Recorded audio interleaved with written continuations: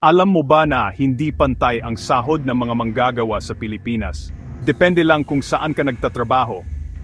Ito ang tinatawag na provincial rate, at ito ang isa sa mga dahilan kung bakit maraming Pilipino ang nananatiling mahirap at napipilitang manirahan sa mga lungsod bilang informal settlers. Ang sistemang ito ay nagsimula sa ilalim ng Labor Code of the Philippines na ipinatupad noong 1974 sa panahon ni dating Pangulong Ferdinand Marcos Sr. Ang batas ay niliha sa pamamagitan ng Presidential Decree No. 442 na isinulat sa pamumuno ni Blas F. Ople, noon ay Minister of Labor.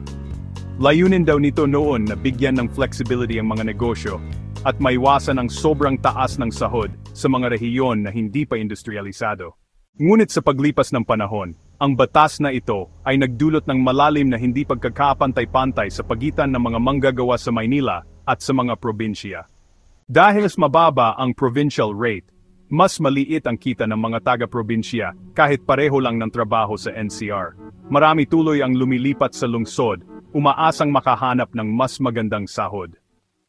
Pero dahil sobrang taas ng gastusin sa Maynila, karamihan ay napipilitang tumira sa mga barong-barong at maging bahagi ng urban poor communities.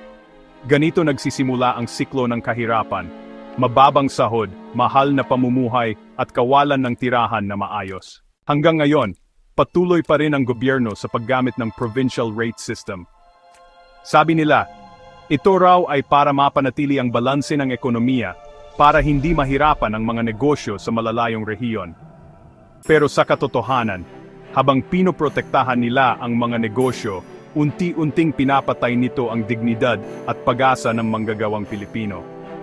Ang tanong hanggang kailan mananatiling tahimik ang gobyerno sa isyung ito? Kung tunay na gusto ng gobyerno na wakasan ang kahirapan, dapat nilang repasuhin o tuluyang i-abolish ang provincial rate system.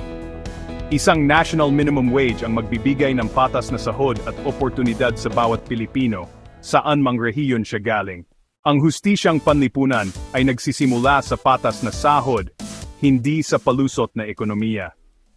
Kung naniniwala kang deserve ng bawat Pilipino ang pantay na sahod at makataong kabuhayan, i-share mo ang video na to, i-comment ang saloobin mo, at i-follow ang BINF para sa mas malalim na pagtalakay sa mga isyong panlipunan ng ating bansa. Dahil ang pag-unlad ay dapat para sa lahat.